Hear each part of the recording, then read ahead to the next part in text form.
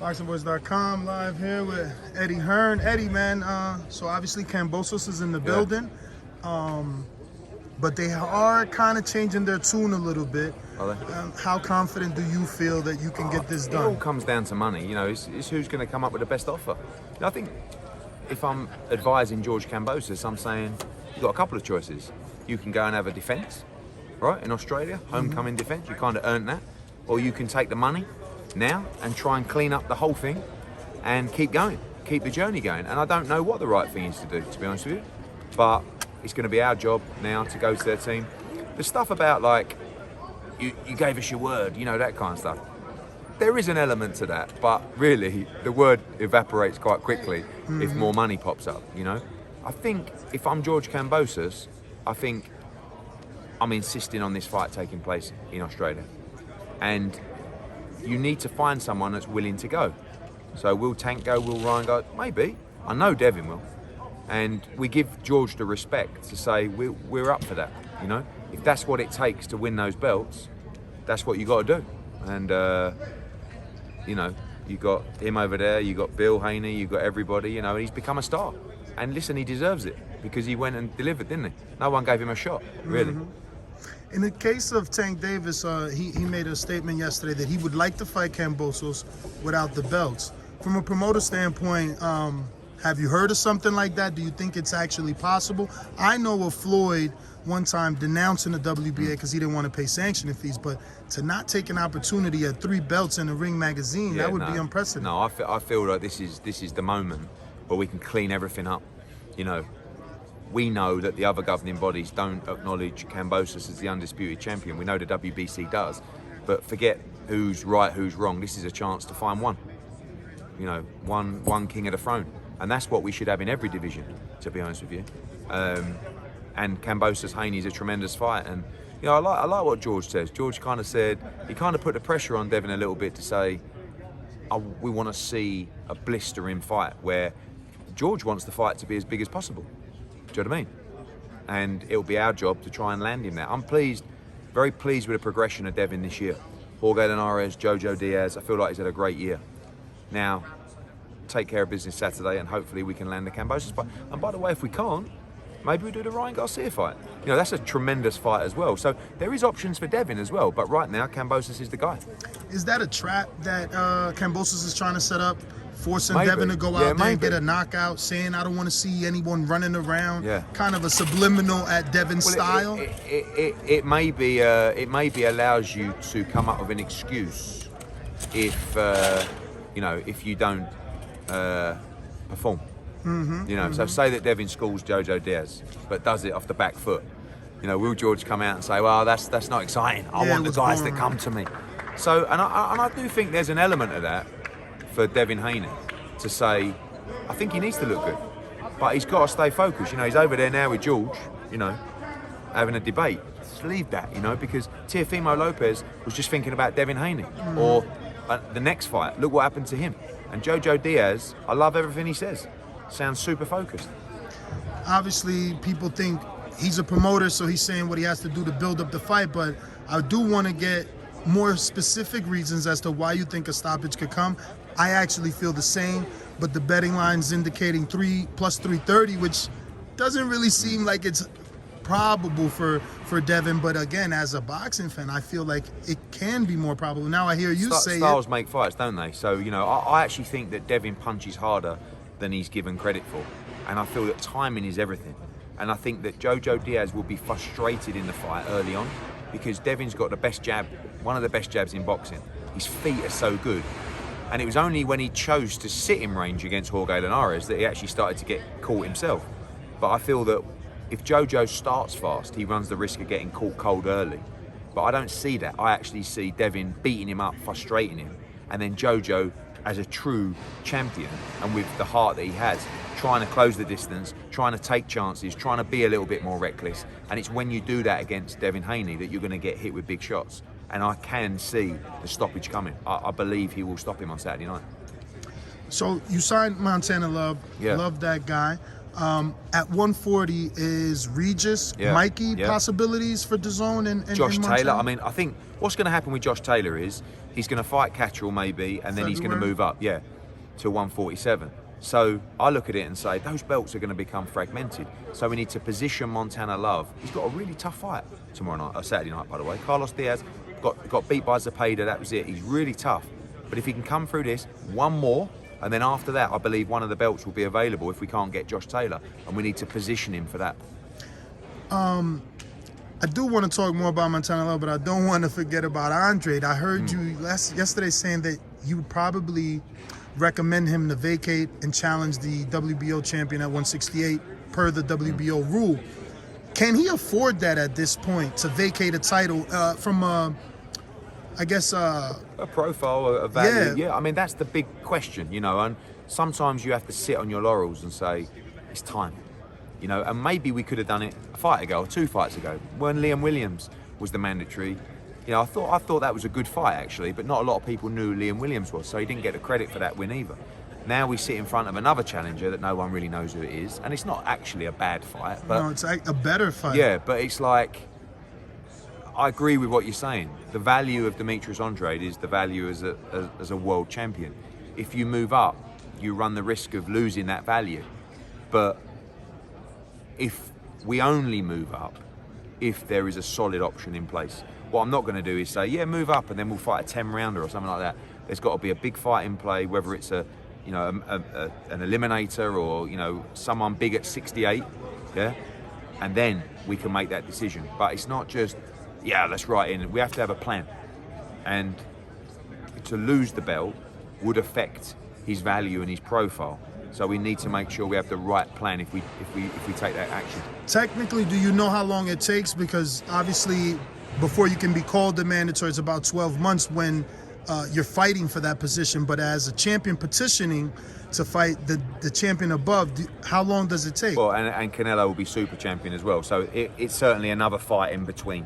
Do you know what I mean? Mm-hmm. But there's other ways that we can do that. You know, the governing bodies are now working together for the mandatories for undisputed champions. So maybe there's some kind of tournament structure or something we can put in play with another governing body and the WBO to say, let's set something up, because it's not so much the belts, it's more the fights. Do you know what I mean? So, of course, I want him to unify, but I just want him to be in big fights. And if he can do that without a belt, I'm okay with it. But obviously with a belt would be great. Whatever happened with the Eubank offer, you never made anything public on them rejecting They never made us. it. No, we didn't. They wanted to do the fight in the UK, so we said, okay, we're up for that fight. We never received an offer. So but didn't you send them an offer? No. Oh, okay. No. So is that a fight that we can revisit for Andre? I think I did send him an offer. I know, I thought you did say you sent an offer. Yeah, sorry about that. Yeah, I'm pretty sure I did actually. Yeah, I did send an offer to Cali Southland. It was quite a while ago. It's probably... But then the whole Boxer Sky Sports thing happened. Yeah. But we're here, we're ready for that fight. So. But with him being on those new networks, is that still a possibility? No, the Eubank fight's not a fight. You know, when we talk about career-defining fights, it's not exactly a career-defining fight. But if the money was right, we would take that fight for Demetrius Andrade. But I don't think they have the money to pay, you know, with what Eubank wants as well. You know what I mean? So, but you know, we said to Cali Southland, we made them an offer for that fight. You're quite right. And actually, if they want to make an offer, we're willing to listen.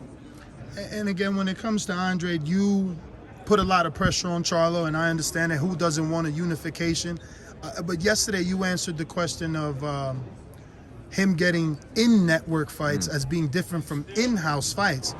But isn't it better for you to try and get those in-networks to show outside people that you, at least within your you should network, always try can work and make together? in-network fights. But unfortunately, when you've got two promoters and one promoter doesn't want their fighter to fight Demetrius Andrade, Jaime Munguia and Golden Boy and Zamfa, there's nothing you can do about it. And Dazn can say, we want you to take that fight. But Jaime Munguia is also a draw. Do you know what I mean? They like the Rosado fight. They were happy with that fight. He doesn't have to fight Demetrius Andrade. We can't force him to do so. Dazn would love him to do it. We would love him to do it. But Golden Boy and Jaime Munguia won't fight Demetrius Andrade. So, and I still feel like it's an excuse to say, well, fight your in-house guys. Why? Why should we? Why? What's wrong with fighting? Well, Gennadi's the bigger champion. Sorry? Gennadi's but Gennadi's Gennadi's fighting Murata, and again, Dazn would like that fight, but he's going to fight who he wants to fight. But again, when we're willing to go to the PBC, no problem, for the Charlo fight, there's no excuse. It's not a network issue. Do you know what I mean? It's just that I don't think I can beat him issue. So obviously we heard Hrgović not too happy, Yeah. but you feel like after this fight, I can't- that's it. I mean, You're gonna so- make him happy because of the Big Bang, so right? what happened was the IBF ordered the eliminator, final eliminator. This was in May, right? We went through everybody. No one accepted the fight. Actually, well, it started off, Michael Hunter accepted the fight. I won the purse bid. He then pulled out the fight. Now he complains that the offer was not. Purse bid. Yeah, but he said the money wasn't right to fight a guy Yeah, like no, you don't Hrgović. have to. But what I'm saying is he said he had all these offers for the fight. Everyone was going to bid, etc. I bid. I was the only bidder, right? It was a fair offer. I think he was making 300,000 or 400,000. He decided not to. Now I don't. Michael Hunter's not. Where's he going? Nowhere. So, and he could beat Hrgović, and he would be mandatory for 35% of the pot at the time to Anthony Joshua, right? So anyway, he pulled out. We went through the whole list. Nothing. So we said, let's go and have. Can you just slow down there? When you say go through the whole, you sent offers or just the IBF, communications? The IBF go to each fighter and say, will you accept negotiations with Filip Hrgović to fight him in a final eliminator? And they all said no, apart from Michael Hunter, who said yes. Then it went to purse bids, right? So Andy Ruiz, Luis Ortiz, Charles Martin, Wow. whoever, Joseph Parker, be fair to him, he was injured. Tony Yoka, Ajit Yoka Caballal, too? all of them said no to the IBF. So then we went out and we got him a fight in Switzerland, just a run-out fight. And they said, and then we'll go through the list again. Been through the list again, got like virtually the whole way down to the bottom, no one. So now we got him out again. So he's frustrated because he feels like, I need a big fight. But at the same time, I want him to become mandatory. And that's the best route for his career. Now Zhilei Zhang, who won the other night, stepped up and said, I will fight Filip Hrgović. So there's a fight we can make in a final eliminator. But I'm hoping that the winner of Charles Martin against Luis Ortiz steps up and fights Filip Hrgović. You're always so optimistic about these other fighters that, you don't really have control of. Why is that?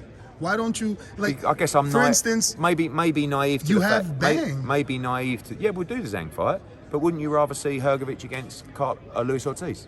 I would love, but you couldn't get Luis Ortiz and Dillian White done. We wanted that 5 years ago. but, it seems always so hard to get PBC to work with It you. is very I know hard. it's not you, Yeah. or at least in the media, you make it seem like Well, you're open to it. It's definitely but not they me. don't want to It's work with definitely you. not me, and it's very, very difficult. But it is what it is. You're right. We can make the Zhang fight, no problem. I just think there's bigger fights out there as well. Do you know what I mean? And when you get into a situation, I know what you're saying about being optimistic about fighting guys on other platforms, but I'm more optimistic when they're actually ordered. Do you know what I mean? Yes, of course. And that's a situation that would be ordered, where they would say, right, Luis Ortiz against Filip Hrgović, final. And with all due respect to Ortiz, he's not exactly a draw. So, and that's maybe Hrgovic's problem because he hasn't had the big fights to become a draw either. So you've got two guys that are fighting off to decide who's mandatory. If there was nothing for the winner, I would understand it, but there's 35% of a massive pot of money. So, a bit frustrating, but he'll get there. So switching to your welterweight, Conor Ben, how, I guess, do you feel you can entice Sean back in? Is that something you've I even wouldn't thought like to about? see him fight. Like, as No? a fan, I wouldn't like. I really like Sean Porter. I think he's such a nice man. And But as a promoter, you're not looking at like, man, he already retired. Yeah, We could get him another fight. It's a name that will help Conor a lot. I like. First of all, I love the Algieri fight next week. I think it's a real. And Conor Ben, there's so much hype about Conor Ben. Like, for me, he's 2 or 3 fights away from start talking about, Ortiz, Ennis. Like, these guys are a year ahead of Conor in his development. The Algieri fight is the perfect fight at the right time. I And like a tough that fight fight. as well. Tough fight, especially because of the styles. So, Sean Porter, yeah, I mean, that's a great fight. But, I don't know. And Is it the right time maybe for it your appeals. fighter, though? Not for Sean. Not yet. For your Not fighter. yet. Not No, yet? not yet. I Wow, will- even off the back No, of his no. retirement. No, because look, he had a good fight with Terence Crawford. I mean, and he's a brilliant. Conor Ben is a world-class fighter that is on the verge of being a superstar of the division if his development can keep going. But, you know, the jump from Algieri to Sean Porter, mate, we'll see. Next week we'll find out. What did you think of Porter's stoppage? Did you have a problem with his father? No, I think that they've probably already decided to retire before the fight. And I just think it was at a stage where I don't want to see my son get stopped, really, like properly. So I understand the decision. You know, I know we all want blood, don't we, fans? You know, oh, let him get knocked out. It's not really, you know, there's got to be a bit of common sense sometimes as well. And I overheard you say that he's not the signee you're looking for right now because he wants all the big welterweights. But can you put a 3-fight package for him? Is there anything you can entice him to DAZN with? I think, by the way, I think Crawford is brilliant. Like, I think he's amazing. But he's not hitting the numbers. Like, how can you make that big money offer without the Spence fight, right? For someone that's not going to hit the numbers that those numbers require, if that makes sense. Do you know what I mean? And he's brilliant, and I don't know what's gone wrong, and really the only fight out there for him is Spence. Did you ever offer Sandor the possible opportunity at Crawford? No. Because I interviewed Sandor him. Martin? Yeah. No. I interviewed him after the Mikey fight, like 2 weeks later, and he said he got a big welterweight offer, but he wouldn't tell me the name. Virgil Ortiz. Ah. Yeah. He's a 140. Wow. Right? Not a big 140, but the opportunity came to fight Mikey at 144, I think it was, or something like that. And he didn't really like the fight at that weight, but it was such a big chance that he took it. So Sandor will be back at 140. And that's why he didn't fight Ortiz, because he wants a world title fight at 140 once the situation with Taylor, you know, those belts are going to fragment, as I said about Montana Love. Montana Love against Sandor Martin's a good fight as well. All right. Well, I see people behind me. I'm going to let you go. Worries, Thank mate. you for If your you time. enjoyed the video, feel free to hit the like, subscribe, and share. As always, if you want to support us to the next level, head over to the patreon.com/ThaBoxingVoice. We have tons of exclusive from Border Wars, Entitled, betting shows, the list goes on and on and on. But in addition to that, if you guys have questions for fighters, trainers, and promoters, this is where you can submit them. We will run out, get these questions answered, and put it back on the show just for you guys. Appreciate it. Peace.